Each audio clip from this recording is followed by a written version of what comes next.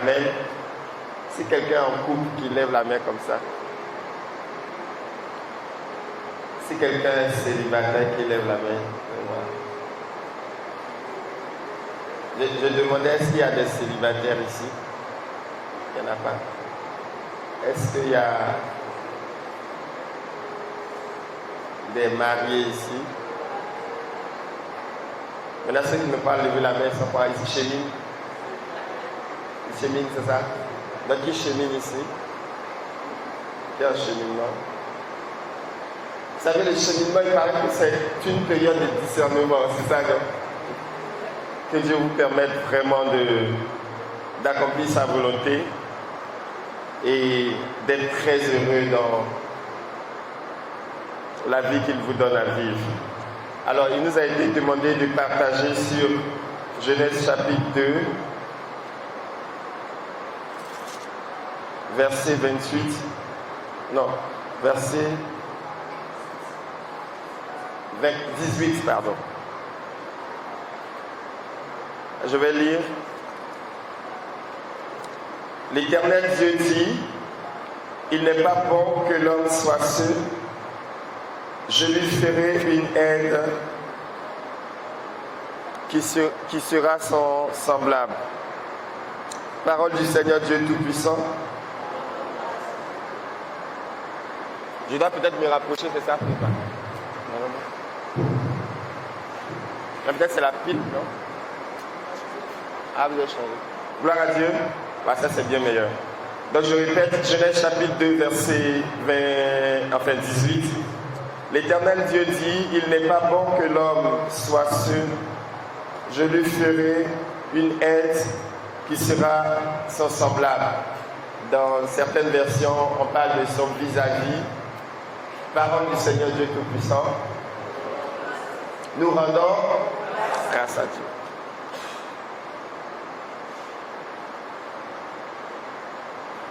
Je préfère lire en même temps les versets sur lesquels je vais appuyer, supporter mon commentaire. On va prendre Luc chapitre 10, le verset 1. Alors Luc chapitre 10 en fait est relatif à la mission. Donc il s'agit de Jésus qui pose un acte très important. Il emmène les gens en mission. Et selon ce que le verset dit, il avait dit, après cela, le Seigneur choisit encore 72 autres disciples. Dans certaines versions, on dit 70 autres disciples. Et la particularité, la Bible dit, il les envoya deux par deux. Que quelqu'un répète deux par deux. Vous voyez? Et pour le précéder dans toutes les villes et les localités où il devait se rendre. Donc, Luc chapitre 10, le verset 1, Jésus-Christ a choisi 70 ou 72 autres disciples pour les envoyer en mission. Et la Bible dit, il les envoya deux par deux. Donc, il n'y avait pas de personne seule. L'un des textes aussi qui va nous aider dans notre méditation est tiré du livre de l'Ecclésiaste. Ecclésiaste chapitre 4. Ecclésiaste est un livre très particulier. C'est un livre qui donne des leçons à partir d'expériences vécues. Donc, Coëlette, c'est un livre un peu de la sagesse en fait des sages ou des sages, je ne sais pas qui. La Bible parle de fils du roi David, peu importe, mais il est inscrit dans les Écritures. Je vous invite vraiment à vos temps personnels, ouvrez ce livre précieux, vous allez voir des trésors magnifiques et ce seront des leçons de vie. Rappelez par exemple, vanité des vanités, tout est vanité, il peut être attribué à Salomon par exemple. Et il donne un peu les expériences qu'il a vécues et il les consigne dans des lettres et ça permet aux générations futures d'éviter certaines erreurs par exemple qu'il a commises. Alléluia. Vous savez la particularité de ceux qui ont vécu longtemps, au-delà de la sagesse ou bien des cheveux blancs, le fait d'avoir plus d'expérience dans un domaine précis, des expériences bonnes ou mauvaises, va te donner une certaine appréciation, une certaine lecture des choses. Et quand tu en parles à quelqu'un qui n'est pas passé par ce chemin, il est enseigné, il est instruit et il est rendu sage par l'expérience que tu as vécue. Alléluia. Si quelqu'un, par exemple, a une expérience dans le domaine de l'entrepreneuriat, il va partager ses expériences douloureuses. Là où ça lui a fait, par exemple, 5 années avant d'obtenir telle ou telle pièce ou tel document administratif, il le dira. Et toi qui démarres maintenant, tu peux t'en servir et tirer des leçons de cette expérience. Quelqu'un dit Amen. Donc c'est pour ça qu'il faut lire. Donc Ecclésiaste chapitre 4.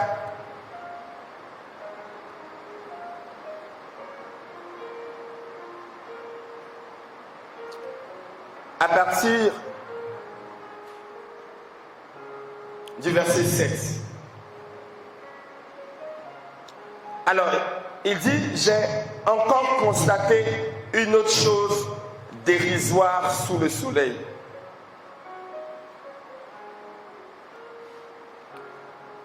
Je prends la version Louis II. Je pense qu'on est plus habitué à certains termes de Louis II. Qui a déjà entendu vanité des vanités, tout est vanité. Donc le mot vanité en général, c'est les versions Louis II. D'autres versions parlent d'autres choses. On parle de dérisoire, des choses comme ça. Donc je viens dans la version Louis II. Donc il dit, j'ai considéré une autre vanité sous le soleil. Et au verset 8, il dit, tel homme est seul et sans personne qui lui tienne de près. Il n'a ni fils ni frère, et pourtant son travail n'a point de fin, et ses yeux ne sont jamais rassasiés de richesse. Donc il parle des hommes, il a observé, il a constaté quelque chose qu'il qualifie de vanité. Il dit, il y a des hommes qui vivent seuls sur la terre. Ils n'ont pas d'enfants, ils n'ont pas de frères, ils sont seuls. Et tout ce qu'ils ont comme richesse, c'est leur travail. Donc ils s'occupent à travailler. Amen. Donc ils occupent leur temps. Et ce qu'il dit, pour qui donc est-ce que je travaille et que je prive mon âme de jouissance? Donc il se pose une question. Tous les efforts, tous les labeurs, tout ce qu'on abat comme travail, comme acharnement. Donc il voit et il dit, il a vu des hommes qui sont seuls, ils n'ont pas de frères, ils n'ont personne autour d'eux. La seule richesse qu'ils ont, c'est leur activité. Et puis il se pose une question, mais bon, pour qui tu fais tout ça? Tous ces efforts, c'est pour qui? Voyez-vous? Et il continue sa bonne réflexion. Parce que vous savez que quand tu travailles, c'est vrai que le travail a une mission divine pour nous les chrétiens, parce qu'on sert Dieu aussi dans le travail. Quelqu'un dit Amen. Mais vous savez, le travail ne te procure pas forcément toujours la joie que te procure, par exemple, la prière. Vous êtes ici à une retraite, vous avez commencé hier. Ça peut être vu comme un travail au sens spirituel, mais vous ne fournissez pas plus d'efforts que le travail dans le sens de labeur que vous avez. Amen. Donc celui qui travaille, il y a forcément une certaine peine liée au travail, qui est liée aux efforts physiques, intellectuels, peu importe, mais on se fatigue en travaillant. Et la joie qu'on tire du travail n'est pas forcément le même niveau de joie qu'on tire de notre présence ou de l'intimité avec Dieu. Pourtant, on glorifie Dieu au travers du travail. Dites Amen très fort. En tout cas, moi, personnellement, j'aime mon travail, mais j'aime plus la prière que le travail. C'est comme ça que je suis. Mais j'aime travailler. Amen. Et beaucoup d'entre vous, c'est ça. Qui aime ce temps qu'il passe ici à la Sablière, détaché de toutes les obligations quotidiennes pour entendre Dieu parler à son cœur. Donc, il dit,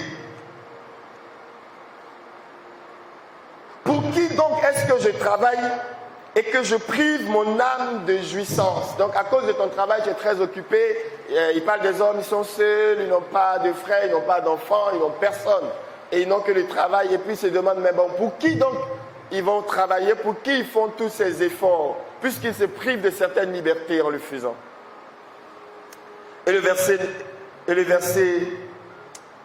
8, toujours, il dit, c'est encore là une vanité. Et le verset 9, quelqu'un dit verset 9, répétez.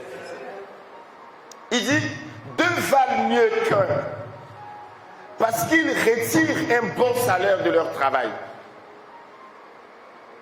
Donc il commence maintenant à tirer de certaines leçons Il dit deux valent, répétez très fort, répétez après moi, deux valent mieux qu'un. Tu vois, c'est biblique. Et la raison la plus basique, il dit, parce que deux personnes retirent un bon salaire de leur travail. Et il continue. Pourquoi? Parce qu'en fait, vous avez vu la question qu'il posait avant ça, c'est que bon, si tu n'as personne autour de toi et que tu te bats, tu fais tous les efforts, pour qui donc te bats-tu?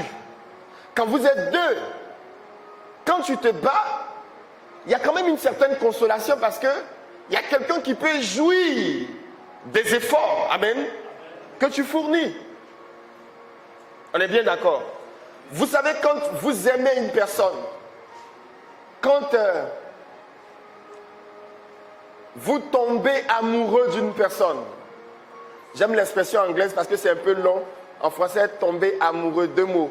Et puis en anglais, c'est fall in love. Tu as l'impression qu'il y a toute une histoire derrière, tu vois. Mais quand vous tombez amoureux d'une personne, puisque tout ce qui compte, c'est la personne, vous avez un certain sentiment qui vous anime, c'est de passer tous les jours aux côtés de cette personne qui a déjà senti ça au moins une fois au passage. Ça vous arrive, non? Et vous allez voir, comme aujourd'hui avec la technologie, au téléphone, si vous ne vivez pas ensemble, des heures auxquelles logiquement on ne devrait même pas te trouver au téléphone, ça peut être même des heures tardives.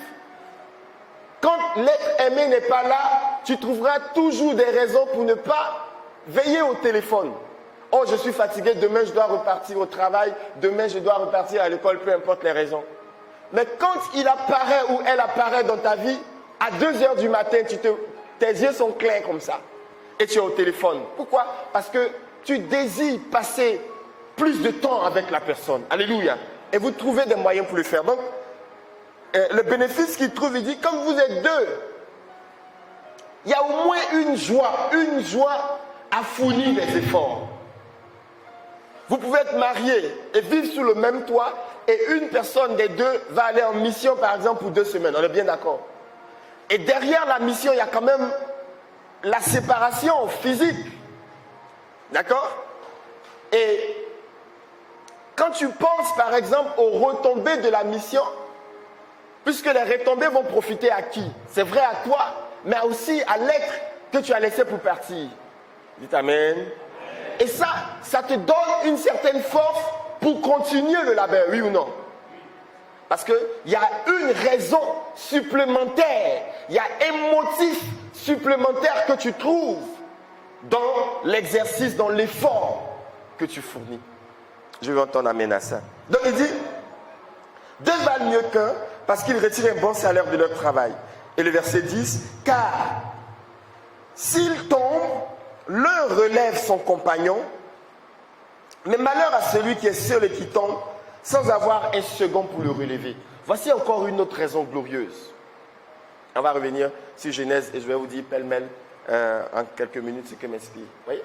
Si l'un tombe, vous êtes deux. Tu marches avec quelqu'un et puis il y a un qui tombe. Enfin, 2 personnes marchent ensemble et puis un tombe. Naturellement, la personne qui l'accompagne va supporter l'autre pour se relever. Alléluia. Quand vous êtes à terre, maintenant c'est vrai, quand tu es jeune, tu peux faire l'effort sur toi de te relever seul. Mais tu as toujours besoin, et ça aide toujours d'avoir un soutien, un support, une personne qui va t'aider. Et même quand on est jeune, il y a certaines positions assises où on a besoin d'attraper la main pour aller vite. Alléluia. Alléluia. Donc, une grande grâce d'être accompagné, une grande grâce de ne pas être seul, une grande grâce de ne pas, enfin, d'avoir un compagnon, d'avoir quelqu'un que Dieu va mettre sur ta route, c'est que vous allez tirer une joie bien meilleure. Alléluia. Et puis vous allez pouvoir vous supporter mutuellement. Et donc, parlons maintenant de l'homme, puisque c'est de ça qu'il s'agit dans Genèse chapitre 2. Il n'est pas bon que l'homme soit seul. Vous savez, quand vous lisez, au début, vous allez voir que c'est Dieu qui a pris la décision de créer l'homme, puisqu'il y a des personnes pour intercéder pour que l'homme vienne, c'est ça, non? Maintenant, on prie pour tout, mais Adam n'a pas prié pour apparaître. Et même s'il y avait des gens qui devraient le soutenir en prière, personne n'existait. Donc, on ne pouvait même pas intercéder pour dire, Seigneur, sois gentil et fabrique Adam. On est d'accord? Donc, Dieu prend la décision de créer l'homme. Il crée l'homme en dernier pour que l'homme jouisse des richesses qu'il a prévues pour l'homme. Puisqu'il a créé l'homme, il a posé l'homme dans le jardin d'Éden. Amen. Et Dieu avait déjà préparé les circonstances de l'épanouissement de l'homme. Dieu avait déjà, un peu comme vous avez des enfants et puis des jouets, l'homme avait déjà les jouets qu'il lui fallait pour s'occuper. Et un père qui était attentif, avec un regard attentionné pour veiller sur lui. C'est tout ce qu'un enfant cherche. Ceux qui ont des enfants, ils savent, les enfants ne cherchent que l'affection et ils se sentent rassurés quand les parents ont un regard protecteur. Ils le sentent les accompagner. Alléluia. Adam l'avait. Puisque personne ne peut questionner la paternité et l'amour grand que Dieu a dans son cœur pour nous. Alléluia. Donc Dieu crée Adam, Dieu le pose sur le jardin. Dieu fait exprès de créer toutes choses avant de créer l'homme. Et quand il le crée, il le met dans les conditions pour qu'il soit épanoui. Donc voyez là le jardin d'Éden comme étant tous les jouets très chers là qu'on achète pour les enfants. Et la première personne qui a observé la façon dont l'homme était en train de jouer et qui a détecté un manque, c'est Dieu lui-même. Alléluia. C'est Dieu lui-même. Il le crée, il lui donne tout ce qu'il lui faut, et puis il le regarde, il observe. Et Genèse 2, 18, c'est ça? La Bible dit, il n'est pas bon que l'homme soit seul. C'est pas Adam qui l'a dit. Disons Amen. Amen. Qui sait que Dieu est parfait? Qui sait que Dieu l'aime? Qui sait que Dieu l'aime? Oui. Nous sommes parents, beaucoup sont parents ou futurs ou parents à être ou à devenir ou à naître ou à quoi? Ce que les enfants leur donnent là, aujourd'hui la société moderne, c'est quoi? On va dire il y a l'affection, c'est ça non? Bon, vous pensez que Adam était privé d'affection de la part de Dieu? Répondez-moi. Non. C'est d'abord par amour que Dieu l'a créé et c'est encore par amour que Dieu a prévu son adresse. Voyez-vous? Puisque Dieu est un père responsable. Oh, je veux qu'on répète ça. Dieu est un père responsable. Il est responsable. Donc j'ouvre une parenthèse. Vous allez voir que quand un homme perd le sens de la responsabilité, c'est pour cela que les hommes spirituels vont chercher, ou bien les femmes, vont chercher à solutionner ce problème, mais dans le domaine spirituel. Parce qu'un homme normal, constitué par Dieu, il a des empreintes de Dieu en lui. Oh, j'aime ça. Dites Amen encore très fort. Oui. Et l'une des empreintes de Dieu, c'est la responsabilité. Vous éduquez tous, enfin ceux qui ont des enfants et tout ça, mais tu éduques en fonction de ce que tu as reçu. C'est toi le parent, c'est toi l'homme, c'est toi la mère qui dit à ton enfant ne fais pas ci, ne fais pas ça. Pourquoi tu lui dis? C'est parce que tu sais. C'est parce que tu as vécu. C'est parce que tu penses que c'est la bonne chose. Quand il va te demander des choses trop sucrées, c'est encore toi qui lui diras. Je ne veux pas que tu abuses. Tu es capable de lui refuser des choses et tu le vois pleurer. Amen, amen, amen. Dieu est responsable, n'oubliez pas. Et Dieu a créé l'homme en premier. Et comme Dieu est très responsable, il est un Dieu bon, il a imprimé en l'homme qu'il a créé, qui est à son image et selon sa ressemblance, des empreintes, des touches de sa personne en lui. Dites amen très fort. À chaque fois que vous allez voir un dysfonctionnement, donc une réaction d'un homme qui n'est pas dans ce portrait, le problème, cherchez-le dans le domaine spirituel. Parce que ce n'est pas comme ça que Dieu l'a voulu. Amen. Quand vous allez voir par exemple un homme battre sa femme, un homme ivrogne, on n'a même pas le temps de le voir. Il est très très joyeux dehors. Il danse Mapuka dehors. Quand il arrive à la maison, il est toujours fâché. Il a des paroles dures envers ses enfants. Ce n'est pas les empreintes que Dieu a imprimées dans les hommes. il a été certainement déformé, soit par la société ou bien carrément par des entités spirituelles démoniaques. On dit amen à ça? Rien ne regarde comme vous voyez? Donc Dieu crée Adam, Dieu crée le jardin d'Éden. J'insiste sur ça. Et je ne m'attarderai pas plus longtemps que ça. Mais quand tu as saisi ça, tu comprends l'importance de tout le reste. J'insiste sur ça. Adam ne manquait de rien. Il pouvait manger. Il pouvait jouer tant passe. Bon, seul, je ne sais pas trop comment il allait faire, mais bon. Et la présence de Dieu, vous savez que c'est quand le péché est entré qu'il s'est rendu compte de sa nullité, c'est ça? Mais Dieu était là de façon perpétuelle, continue et permanente quand il a créé Adam. C'est ce que nous recherchons aujourd'hui. Et c'est par le mystère de Jésus que nous pouvons obtenir cette grâce bien meilleure. Mais Adam avait vécu ça de façon gratuite. Parce que si tu mets au monde un enfant, tu es là et tu es témoin de la naissance de cet enfant. Imagine, Dieu t'a donné un rôle important comme ça. Parce que c'est ce même rôle qu'il jouait quand il avait créé Adam. Oh, dis amen. Et c'est ce même rôle qu'il joue toujours. Parce que c'est lui qui nous a créés. Donc, il crée le gars, il le dépose, il crée ses jouets, baf, micro, Bible, téléphone, tiens. Adam ne manquait de rien. Et le même Dieu, Genèse chapitre 2, c'est ça? Verset 18. Il lui donne un commandement maintenant, vous voyez. Donc, tu peux manger de tout sauf ça, d'accord? Déjà, quand on dit tu peux manger de tout, c'est que tout est là, non? C'est ça? C'est bien ça? Dans le tout qu'on dit tu peux manger là, Dieu a pourvu.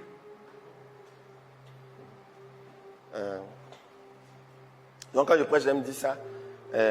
Mais souvent, quand je dis ça aussi, il y a des gens qui le reçoivent dans leur cœur parce qu'ils sont d'accord et puis ils disent amen à ça. Quand je vous dis, ceux seulement qui vont sentir que c'est tellement vrai pour eux, je vous invite à ne même pas vous retenir à dire un amen fort. Pour ceux-là, hein, pour ceux, je n'ai pas encore dit. Hein.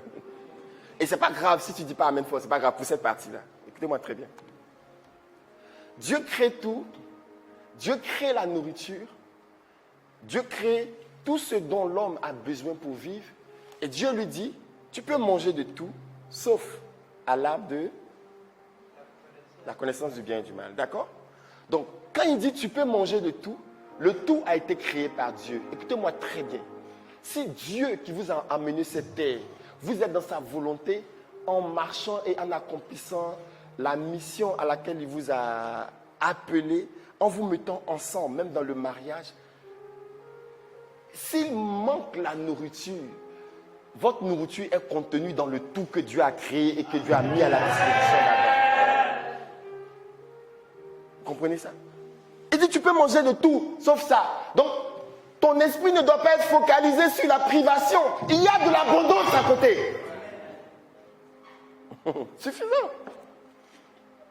Maintenant, quand tu as un esprit perverti, c'est là que tu vas oublier la première partie et ton regard sera posé sur le « tu ne mangeras pas ça ». Dieu est méchant. Mais avant de dire « tu ne mangeras pas ça », regarde, est-ce que tu as la possibilité de manger? Tu n'auras même pas fini de déguster tous les mets. Tu auras tellement avancé en âge. Tu n'auras même pas le temps même d'aller voir. Mais c'est quoi qu'il a dit de ne pas faire? Quand ton esprit est normal selon Dieu. Alléluia. Alléluia. Il n'est pas bon sur nous. Donc Dieu lui donne tout. Il lui dit tu manges ceci, tu ne manges pas ça. Et puis, donc ça c'est le verset 17. Et puis au verset 18, l'Éternel Dieu dit. Que quelqu'un dise l'Éternel Dieu dit. L'Éternel Dieu dit. Un mouchoir. Est-ce que ça c'est l'homme qui a dit ça? Est-ce qu'Adam a intercédé pour dire Seigneur, vraiment, je pense que. Vous voyez, c'est que. Et ça, vous savez, souvent, dans certains débats, certaines conférences et tout ça, sur la vie de couple, le mariage et tout, on va chercher à enseigner les gens à mieux gérer ci, mieux gérer ça, à être plus responsable. Mais vous voyez là, Dieu a exprimé sa responsabilité en fait. il regarde son fils. Je vais vous poser la question. Ceux qui ont déjà été enfants une fois dans leur vie, qui a déjà été enfant une fois dans sa vie? On ne sait jamais, on ne sait jamais. Il faut que je me rassure. Est-ce que, avant d'aller au CP1, qui a déjà fait CP1 dans sa vie? Qui a déjà eu l'expérience de la classe de CP1? Est-ce qu'avant d'aller au CP1, tu allais voir tes parents pour leur dire, moi voici l'école où je veux que vous m'inscriviez? Tu l'as fait? Peut-être qu'il y a des gens comme ça. Tu ne l'as pas fait. Si ce n'est pas tes parents qui t'ont mis à l'école, ça peut être ton tuteur, ta tante, peu importe. Mais est-ce que c'est toi qui allais lui dire, c'est dans cette école-là que je veux que tu me mettes? C'est quand tu grandis, c'est quand tu mûris, c'est quand la société te forge, que tu es capable d'opérer un choix ou de faire des choix, que tu vas aller dire, mais bon, moi par exemple, pour mon doctorat ou bien pour mon MBA, je vais faire ça, à avoir business. C'est là que tu vas te décider, prendre des options. Mais quand tu es enfant, tu es totalement abandonné entre les mains de celui qui t'a façonné. Alléluia. Et donc, l'Éternel Dieu dit, Genèse chapitre 2, verset 18 qu'on lit là, il n'est pas bon que l'homme soit seul. Adam lui a rien dit. Il regarde son enfant jouer. Il regarde son enfant être heureux, épanoui. Et lui-même, il dit non, il y a quelque chose qui manque à ce fisson.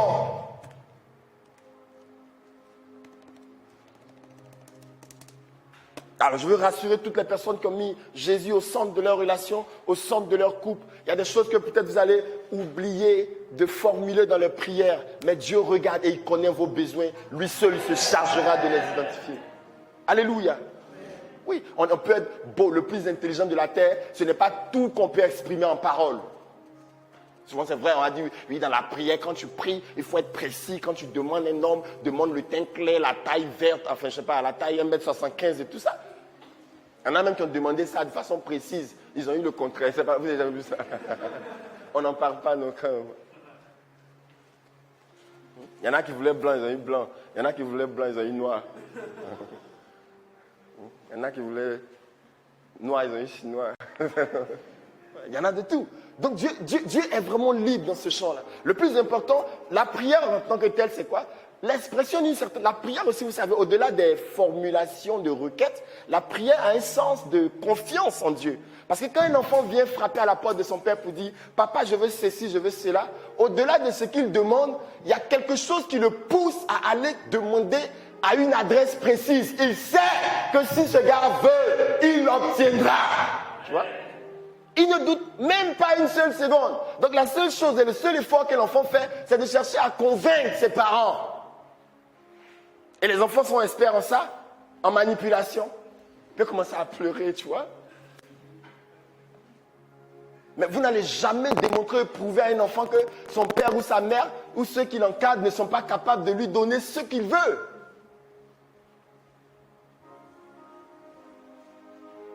Donc, Dieu dit, Dieu se parle à lui-même. Est-ce que quand Dieu a créé Adam,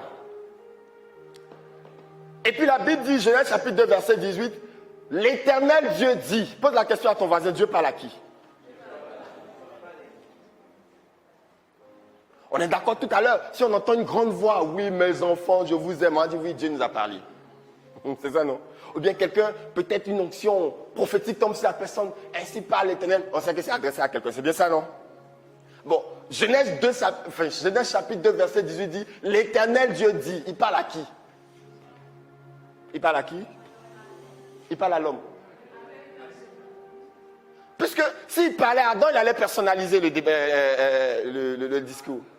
Vous vous rappelez, quand ils ont péché, qu'il est venu poser la question. Est-ce qu'il a dit, la Bible a dit, l'Éternel Dieu dit, l'homme, qu'est-ce que... Non, il parle à Adam. Est-ce que tu as mangé? Et puis Adam va dire, non, c'est la femme que tu m'as donnée, c'est ça, non? Joe, c'est lui qui l'a créé, il connaît son nom. Dieu connaît ton nom et ton prénom. Dieu, c'est Dieu qui t'a emmené sur la terre. Mais la Bible dit, l'Éternel Dieu dit, il n'est pas bon que l'homme soit seul. L'homme a un caractère impersonnel dans cette affirmation. Puisqu'il généralise. Alléluia. Il a créé un homme. Donc Dieu se parle, c'est ça? Dieu réfléchit, j'aime ça. Dieu cogite. quand tu es un parent, quand tu es appelé à être parent, peu importe femme ou garçon, hein, il y a des observations que tu dois être capable de faire. Alléluia. Et il y a des décisions que tu dois être capable de prendre à l'issue de ces observations. Oh, dites Amen. Tu as observé son joli bébé Adam. Il dit, il n'est pas bon que l'homme soit seul. Et qu'est-ce qu'il dit que nous avons lu? Je lui ferai une aide qui sera son semblable. Ça, c'est jeune prière d'Adam qui a donné aide là. Non, le jeûne et la prière, c'est très bon, c'est ça, non? Mais on est bien dans un contexte. Hein? Amen. Adam n'a pas jeûné et prié pour ça. J'aime le chant qui dit, mon papa, il est fidèle, il ne m'abandonnera jamais, je te parle, je te dis. Il prendra soin de nous. Donc Dieu dit, il n'est pas bon que l'homme soit seul. Je décide, je prends la décision de lui faire une semblable. Une aide qui sera son semblable. Donc déjà dans cette affirmation, ça veut dire simplement que manger, foutou, banane, que Dieu même a créé cadeau pour Adam, là. Sauce graine, sauce aubergine, jumblé mélangé graine. C'est doudé ça là. C'est mal doux. Je suis allé dans un coin où j'ai même mangé ça, puis chaque jour dit, il dit c'est sauce graine seulement, mon cœur était mort. Jumblé mélangé graine, c'est doudé. S'il y a des femmes au foyer, si faites ça une fois, on ne sait jamais. C'est doudé. Répétez avec moi, c'est doudé. Enfin, c'est doudé dans ma bouche, quoi. Alors, et Dieu... Donc, qu'est-ce que ça veut dire? Qu'est-ce que ça implique? Je veux parler aux hommes ici. Ça veut dire simplement que le travail d'Adam, les richesses d'Adam, n'étaient pas des aides semblables à Adam. Amen. Il y a des gens qui vont percevoir ça, ce n'est pas tout le monde. Amen. Je parle en parabole.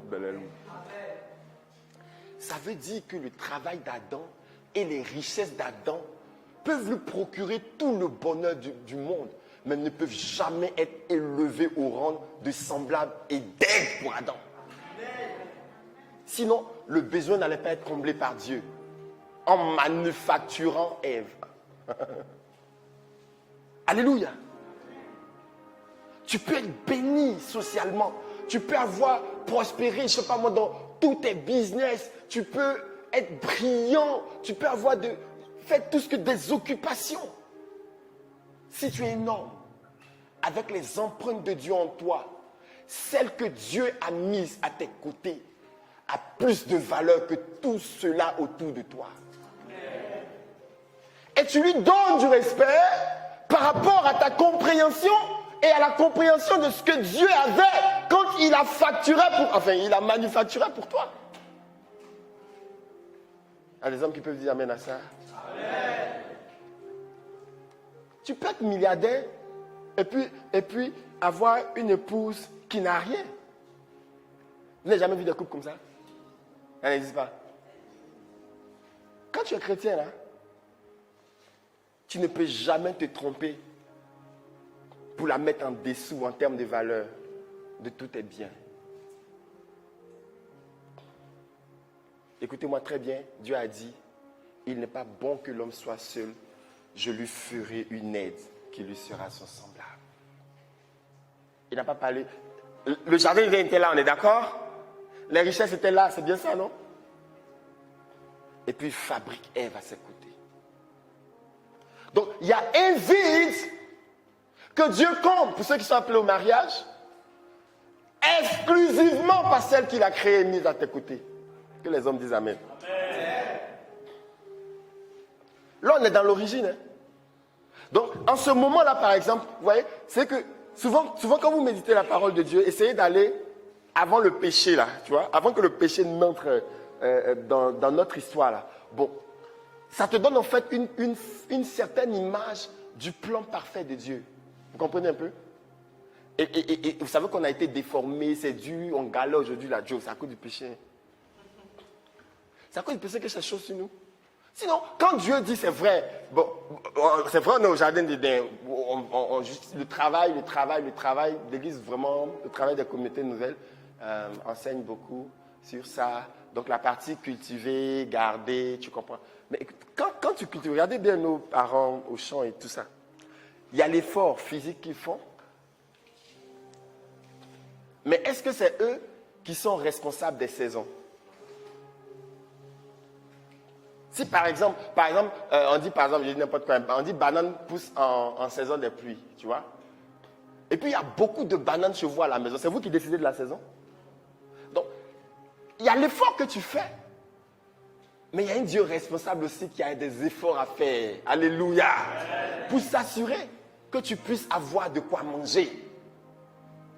Parce que l'effort, en fait, même ne le voyez pas de façon, enfin, ne le diminuez pas, enfin,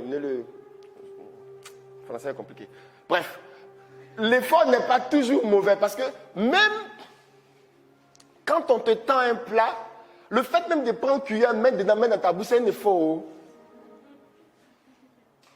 Bien d'accord. Si tu as une paralysie là de ta main, est-ce que tu peux attraper une cuillère là pour mettre dans ta bouche? Et même quand tu es en bonne santé, que tu manges là, tu as vu. Et mâcher, Joe, ceux qui aiment manger là, ils savent. Mâcher là, souvent. Joe. Ceux qui ont des muscles là, non, c'est ça? Comment on les appelle? C'est des efforts. Tu comprends? Et tu vois que quand tu le vois et tu sais qu'il n'est pas fait pour te tuer, parce que quand tu manges et puis tu fournis des efforts, est-ce que tu n'es pas heureux? Donc tu vois, voyez ça, vous qui êtes convertis, quand on dit l'homme, c'est ça la transformation en fait. La transition, tu vois, depuis Adam, peut-être que ça pouvait revêtir la forme d'une punition, j'en sais rien, Dieu était fâché, et dit désormais, tu mangeras à la sueur de ton front. Quand Jésus transforme ta vie et tu vois que Dieu est toujours un Père, qu'il t'aime, tu vois ton travail comme étant les exercices de mâchoire, parce qu'en fait, il y a du bonheur dans la nourriture. Alléluia. Donc tu ne le vois pas comme une forme de chicotte. C'est pour cela que nous glorifions Dieu dans le travail.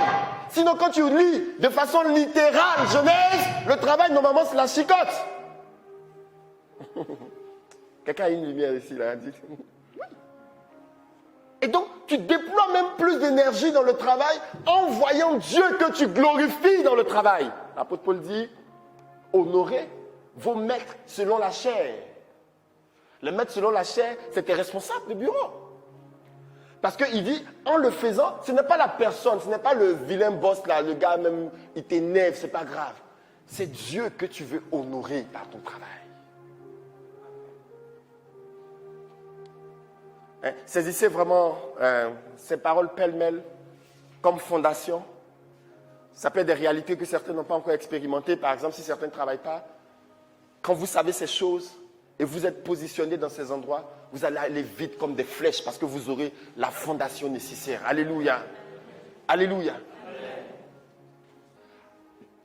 Ça, c'est à vous que je vous dis. Hein. À vous ce que je vous dis. Beaucoup de ministères femmes, vous voyez, ministères femmes, ou bien conférences de femmes, là, quand ils se réunissent, c'est pour parler des garçons seulement. Je ferme la parenthèse. Vous n'avez pas remarqué ça, les hommes? Comment plaire à ton homme? Si ton homme te trompe, c'est parce que tu portes plus de string. Tout ça, là, c'est ce qu'elles se disent. Moi, j'ai pris une femme, je l'ai délivrée. Il lui a dit que si tu penses que ton homme te trompe parce que tu portes des strings, c'est que Satan a réussi à infuser son évangile selon Satan. Un homme qui ne te trompe pas, c'est plus parce que Dieu a conquis son cœur. Et quand il voit des manques ou des choses qu'il peut t'aider à améliorer, c'est ensemble qu'il t'aide à perfectionner ce qui te manque. Alléluia. Amen. Si tu commences à mener des batailles, quand tu es intelligent, il ne faut pas commencer par là que tu ne peux pas finir. Si tu te dis que c'est parce que tu es fraîche que l'homme t'aime, ta fraîcherie à un moment donné va être limité par ton âge. Et la réalité, la bonne nouvelle que j'ai pour vous, il y aura toujours plus fraîche que toi sur la terre. C'est vrai ou bien c'est faux? Donc à un certain moment, il y a des palabres d'un certain niveau, et puis toi tu décides de passer en classe supérieure. Ça ne veut pas dire de te négliger, mais tu ne peux pas me dire que oui, c'est le nombre de strings que tu as qui fait que ton mari est à la maison. What nonsense is that?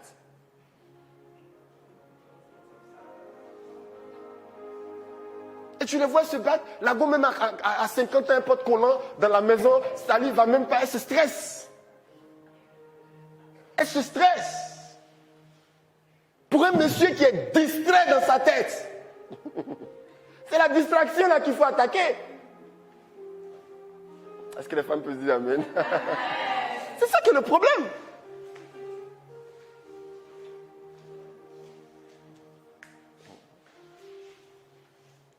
Dieu t'aime, c'est vrai, il va prendre soin tu vas prendre soin de ton corps jusqu'à... Quand tu as 60 ans, on sait. Mais on ne sait pas. Aïe. Bon, c'est vrai aujourd'hui, bon, la technologie avant, tu as le fait chirurgie plastique, tout ça là. Mais dans tous les cas, plus l'âge avant, on sait. On sait. C'est à cause de police là que le gars est scotché à toi. Il faut commencer à prier dès maintenant pour que Dieu élève ces choses dans son cœur, pour qu'il soit scotché à toi pour des valeurs. Alléluia. Et regardez, je vais terminer par là. Quand Dieu a créé Ève, c'est très bon quand on prie de dire Seigneur, je veux femme jaune, femme verte, ou bien une femme de dire Seigneur, je veux mari bleu, blanc, rouge. D'accord? Il n'y a pas de problème à ça. Parce que la Bible dit, le psaume 23, c'est ça, c'est ça? C'est le psaume là. Fais de l'éternel tes délices, il te demande ce que ton cœur désire. C'est où? Psaume 110, 135. Bon, bref, psaume. Si vous vous moquez de moi. D'accord? Mais donc ça veut dire qu'à un certain niveau, tu vois, tu as quand même des désirs dans ton cœur, et puis Dieu se plaît à nous faire des clins d'œil. D'accord? C'est pour ça qu'on prie pour certains sujets et Dieu va le faire. D'accord? Il va nous aider pour qu'on saute de joie. Oui, mon papa est gentil à moi et tout ça. Mais regardez, est-ce qu'Adam a prié pour avoir Ève? On a dit non. Est-ce qu'Adam a décrit portrait d'Ève? S'il n'a même pas prié pour elle, est-ce qu'il a le temps de dire je veux une femme bleu, blanc, rouge? Dieu sait ce qu'il te faut. Et Dieu fabrique Ève selon les critères de Dieu, pas selon les critères d'Adam.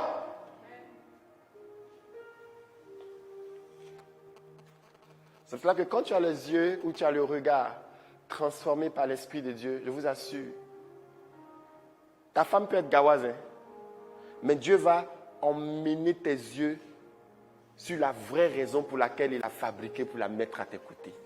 Aïe, aïe, aïe, quelqu'un n'a pas dit amen à ça. C'est ça. Et c'est ça qui te scotche en fait. Alléluia.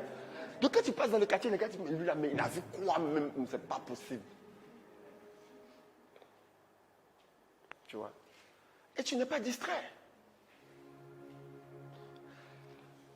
Au travers de la personne, ce n'est pas tant Ève là qui est ta bénédiction ou quoi. C'est celui qui a fabriqué Ève que tu honores en honorant ton épouse. Amen. Vous comprenez ça? C'est ce que Paul dit là, quand il nous dit de respecter nos patrons, tout ça. Au-delà, c'est-à-dire que ayez un regard qui perce les limites humaines. Alléluia. Quand tu la respectes, c'est vrai, elle peut te connaître, tu peux lui dire tout ce que tu veux, elle pleure, patati, patata. Beaucoup de femmes elles sont là à l'école des pleurs là. Nous, on n'a pas fait ces cours. Les femmes ont fait les cours. Elles ne disent pas tout, mais elles ont fait les cours. Elles ont fait des cours de pleurs. Quand les choses elles font mal là. C'est pour ça que quand les enfants poussent les premiers cris, ils sont dans les bras de leur maman. Alléluia. Donc au-delà de la personne en fait, et ça je parle à ceux vraiment, et ça arrive partout, qui vont vivre des expériences assez difficiles, douloureuses. Quand l'Église dit par exemple, eh bien Dieu même dit, hein, Jésus dit, ce que l'homme a uni que personne ne sépare. D'accord? Il n'y a aucun problème qui soit insurmontable tant que ton regard est fixé sur Dieu. Vous voyez un peu, non? C'est que la personne en elle-même, là, elle a perdu même le visage que tu avais vu il y a 50 ans en arrière, quand tu l'approchais, quand tu pointais sur elle. J'ouvre une parenthèse rapidement que je ferme. La Bible dit, l'homme quittera son père et sa mère et s'attachera à sa femme. C'est ça? Tous les deux feront un chien.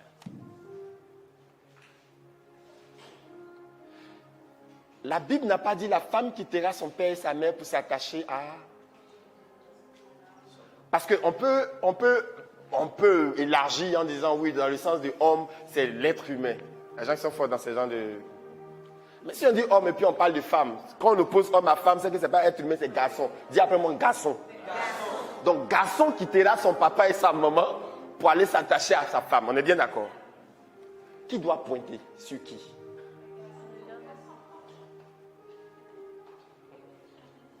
Qui doit finir ses semelles pour aller chercher la perle rare? C'est garçon. Il y a beaucoup qui ne savent pas leur valeur, qui ont perdu ce... Oh my God. Les femmes modernes pointent sur les garçons comme ça. Aïe, aïe, aïe. Vous avez vu ça où? Moi, quand je voulais... Il y a des distances tu fais, tu te rends pas... Juste cette même distance-là. Je suis fatigué de les faire. Parce qu'elle est... Elle vivait chez ses parents. Je vivais chez mes parents. Mais chaque soir, quand je descendais du boulot, elle était à Yopougon. Mais tu fais Yopougon, plateau, à Djamé, mais c'est comme 5 minutes devant toi. Je vous dis chaque soir. Aujourd'hui, quand on me demande, mais allons saluer les parents. Ah, je suis fatigué, tout ça. C'est pas le même là qui allait chaque soir, là. Quand tu veux quelque chose. Oh my God. Et je donne un conseil aux femmes. Je vous donne, donnez ça à vos enfants, hein. Je vous parle à vous les femmes, vous seuls. J'ai fait une prière pour pas que les hommes entendent ça. Une femme, ou bien une jeune fille, n'oubliez pas ça, hein, ça c'est conseil d'expérience. C'est en phase de pointage que l'homme est prêt à faire tous les sacrifices possibles. Donc c'est en phase de pointage que tu dois lui montrer le visage que tu es et tu dois lui dire que tu aimes Jésus-Christ de Nazareth. Comprenez? Quand un garçon veut et pointe là, il y a plein de garçons, ils sont dans le lieu de prière parce que leur chérie les a invités. Il ne sent rien qu'on dit alléluia, il s'en fout. Lui, c'est parce qu'elle a invité qu'il est là. Le même gars, si elle est dans le foyer, il ne viendra pas à la prière. Phase de pointage, il y a une vraie grâce qui est attachée aux femmes là. Oui. Moi, c'est en phase de pointage que je fais la distance là sans m'en rendre compte, non? C'est ma phase de pointage. Oui. Donc, n'oubliez pas ça. Si vous servez Dieu bien, vous avez, par exemple, il y a beaucoup de gens, beaucoup de filles, par exemple, elles sont dans un service, elles sont engagées, je vais prendre un exemple simple, elles vont par exemple être chantres dans un ministère, d'accord? Et puis, c'est pas parce qu'on les a forcées, elles aiment ça. D'accord? Le gars va pointer sur elle. Elle va dire, par exemple, moi, tous les jeudis soirs, j'ai mes répétitions. Pendant la phase de pointage, je vous assure, il comprend ces choses. Et puis souvent, même quand il ne comprend pas, tu lui dis, mais à la limite, tu tombes. Je ne veux pas dire le mot. Mais voilà, et c'est lui, il va se fâcher 1 minute, 2 minutes. Mais il comprendra. Parce que c'est la phase de pointage. Le problème, c'est que vous allez voir beaucoup souffrir après qu'elles se soient liées ou bien qu'elles soient entrées en engagement et elles ne peuvent plus continuer avec passion de faire ce qu'elles-mêmes elles aiment faire. Ça vient de là. La phase de pointage a été mal gérée. Tu as fait des compromis sur des choses qu'ils pouvaient accepter. Et quand tu as été capable de dire, ok, à cause de toi, bon, je change ça, je ne vais plus, mais ne t'attends pas à ce que ce soit différent dans le foyer. Alléluia. S'il respecte ça, il sait que les jeudis à 19h, tu dis, ah, en tout cas, moi, sincèrement, si tu m'aimes là, ça, là, sincèrement, j'aime. Et ce que j'attends de toi, sincèrement, tu n'as pas besoin de chanter comme moi parce que tu n'as pas forcément cet appel. Mais je veux que tu me soutiennes et que tu respectes ça, que tu m'aides à avancer, à grandir. C'est question, on aura des compromis. Ce n'est pas toujours, j'en sais rien, en fonction des occupations. Mais ça, je veux de toi. J'attends de toi que tu me soutiennes dedans. Il va dire oui avec sa grosse voix. Alléluia. N'oubliez pas ça. Hein? L'homme quittera son père et sa mère pour s'attacher à sa femme. Un exemple pratique de femme qui va s'attacher aux hommes, c'est celles qui sont ici. Hein? Elles ont quelques vêtements chez lui. Aujourd'hui, elles vont laisser une robe. Après, elles laissent 3 robes. Après, elles laissent une chaussure. Après, elles laissent la serviette. Vous ne sentez pas la démarche là? Qui va s'attacher? Pardon. On ne t'a pas doté. Il y a place chez toi pour déposer tes habits. Tes habits font quoi là-bas? Que quelqu'un répète, tes habits font quoi là-bas? On parle de personne ici. Il n'y a personne qui est concerné ici. Tes habits font quoi là-bas? S'il veut sentir parfum de ses habits là, de tes habits, il sait ce qu'il doit faire, non? Je vous dis, et ça c'est une... c'est une grande grâce que Dieu a donnée aux hommes. Même l'homme le plus... J'utilise un terme ivoirien. L'homme le plus lienneux, il y a quand même mystère. Quand il aime vraiment et qu'il est sincère et vrai et qu'il veut vraiment apporter du bonheur à la femme, Dieu va créer de façon mystique des moyens, mettre à sa disposition pour qu'il fasse ce qu'il doit faire en tant qu'homme. Dites Amen. Amen. C'est comme ça que les choses se font. La même manière que Dieu a fabriqué Adam, il a pourvu là. C'est comme ça que Dieu va faire. Alléluia. Alléluia. Voilà. Donc Dieu crée la femme et tout ça, il nous place à ses côtés et vous connaissez la suite.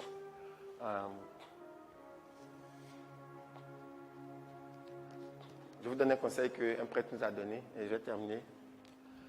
Il nous a dit, par exemple, ceux qui sont en phase de turbulence, en zone de turbulence. Joe, quand tu voyages en avion, il y a des zones de turbulence, non? Mais quand tu atterris, la vie continue. C'est la destination qui est importante. Répétez après moi, c'est la destination qui est importante. Tu vois? Est-ce que les turbulences font renoncer ou bien font avorter le projet d'aller à la destination? Souvent même à cause des turbulences, quand c'est tellement fort, ils vont avoir des compromis pour atterrir dans des endroits qui n'étaient pas prévus, mais le but n'a pas changé. Hein. Le but, c'est d'aller à Canaan. Oh, on dit Amen très fort. Oui.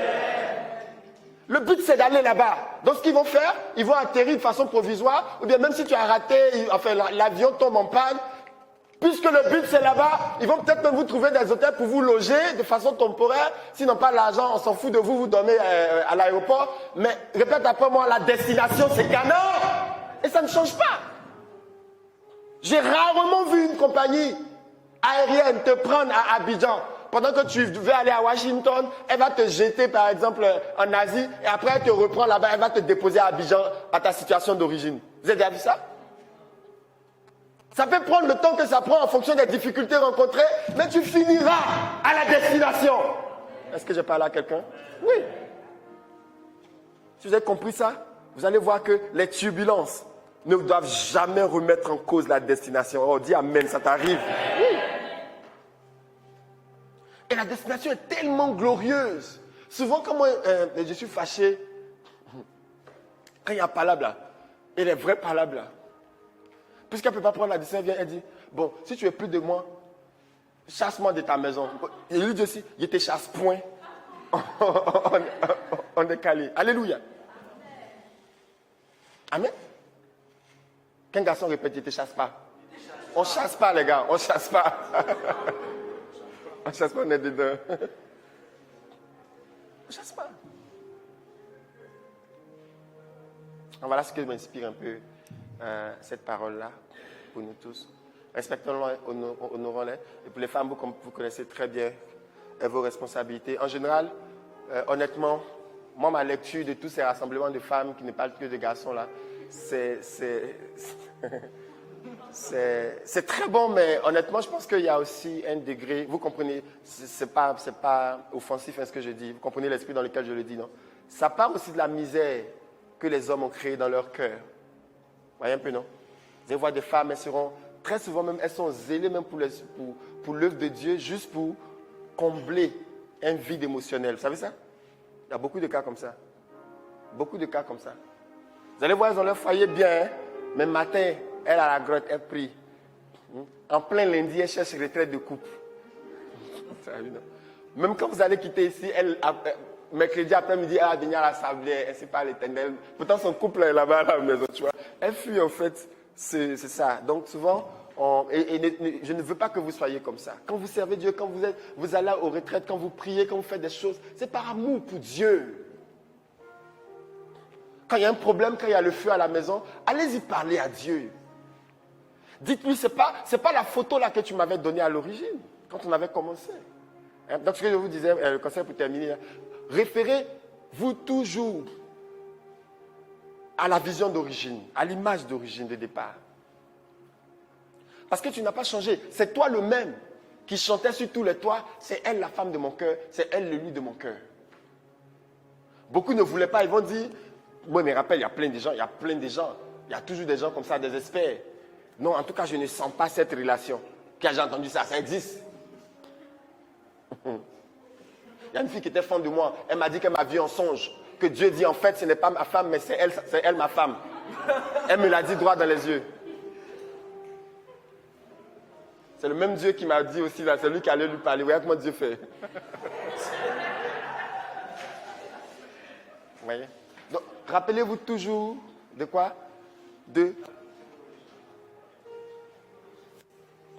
La plupart des filles ici, ceux qui sont dans le foyer ou pas, vous savez que quand la flamme est forte, honnêtement, vous savez, et vous le ressentez, vous le voyez, vous savez que votre homme est fan de vous.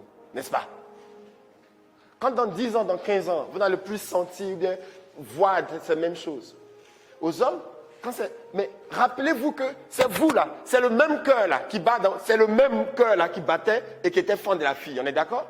Oui, tu vas venir avec des arguments, des raisons. Oui, ce que j'avais vu 10 ans en arrière, elle avait un nez pointu, aujourd'hui le nez est ovale. Tu as vu, non? Il y a beaucoup de gens qui ont ces arguments-là. Bon, le point aussi, on ne peut pas changer le nez ovale, il est déjà ovale.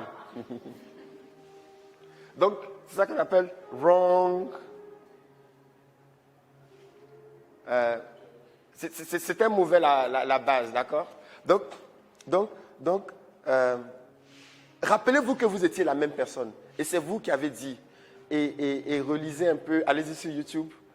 Maintenant, on nous invite tellement dans les mariages que beaucoup de gens participent au mariage, les filles sont dames de compagnie, tout ça. Mais elles oublient même les... Quand vous allez, sincèrement, profitez pour écouter. Même si vous n'êtes pas marié, écoutez ce qui se dit là-bas.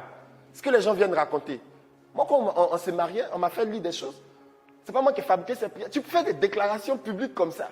Je m'engage à toi, je me donne à toi. C'est pas ce qu'on fait dans le mariage. Qui a fabriqué prière de mariage? Nous, on n'a pas fabriqué. Mais tu le dis avec une telle joie. Donc quand les problèmes arrivent, rappelle-toi que publiquement, tu l'as dit, c'est sorti de ta bouche. Tu ne t'es pas possédé quand tu le disais. On dit amen fort. Tu ne t'es pas possédé. Et puis, c'est toi-même qui allais inviter les gens pour dire, venez être témoin de ma déclaration publique. Aïe. Si c'est possession, moi je veux cette possession-là du diable. Viens me posséder pour que j'aille annoncer, j'aille inviter. C'est ça, tu as alerté la société. Ça t'a coûté de l'argent. Quand tu invites, ça ne te coûte pas l'argent. Certains même sont prêts à bouger les dates de mariage pour être prêts. Et pour être prêt veut dire purement au sens organisationnel du terme. Donc en fait, pour mieux alerter la société, je reporte ma date. C'est ce que ça veut dire. Et toi le même, Gaïa, parce qu'il y a juste des poils qui ont poussé. Non, moi il ne sent plus. On va Dieu nous voir et puis il sourit, dit vraiment. Allez, plaisantez-nous. Oui. Donc quand c'est comme ça, les hommes faites un effort de regarder à ça. Et la prière simple que vous devez faire, c'est de dire Seigneur, je n'avais pas décidé, tu vois, de ces sentiments qui étaient nés dans mon cœur. Dépose cet amour, renouvelle. Comme l'onction ou bien l'esprit, quand on prie, renouvelle, tu vois un peu, non? La Bible dit que l'Éternel renouvelle sa bonté chaque jour. Tu dis Seigneur, Je constate ma faiblesse. Je constate mes limites. Ramène-moi là où c'était brûlant dans mon cœur. Le grand Dieu va sourire à cette prière. Il va déposer dans ton cœur cet amour que tu pensais qu'il n'était plus possible à cause de certaines circonstances. Quand l'amour va brûler dans ton cœur et des décisions vont être prises pour le bonheur, pour que Jésus soit honoré. Amen. Que Dieu vous bénisse. Amen. On acclame Jésus.